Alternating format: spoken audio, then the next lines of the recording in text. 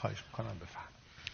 به نام خدا، عرض سلام و ادب دارم خدمت بینندگان محترم و حضار محترم در استودیو.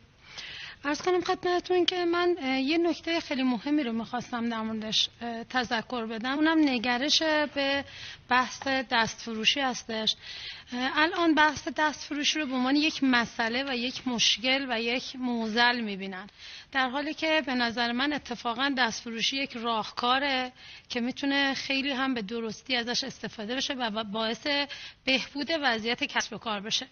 نکته دوم، همونطوری که آقای دکتر هم اشاره کردن، بحث قانون هست، شهرداری، همونطوری که اشاره میکنه به قانون برای اینکه بحث سد معبر رو در موردش بتونه یه راه حلی داشته باشه و مقابله میکنه با بحث دستفروشی.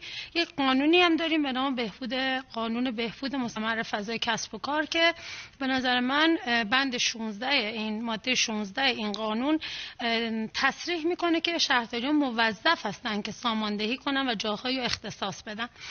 در دنیا بحث دستفروشی اصلا نگاهی که بهش وجود داره اینطور نیست که حتی ما بسیار از موافقانمون الان داریم میبینیم که بحثشون این هستش به خاطر وجود مسئله بیکاری و نگرشی که وجود داره در رابطه با بهبود وضعیت کاری گروهی از جامعه ما باید بپردازیم به دستفروشی، اما اینطور نیست. حالا من در خلال برنامه حتما عرض میکنم که بسیاری از کشورهای پیشرفته دنیا افرادی میان کار دستفروشی انجام میدن که نیاز دارن شروع کسب و کارشون رو به این صورت حتی در یک زمانهای کوتاهی بیان شروع بکنن و بحث دستفروشی رو داشته باشن. و اینطور نیست که ما نگاه کنیم حالا حتما به دلیلی که پدیده بیکاری وجود داره یا مسائل دیگه ما باید بریم سراغش.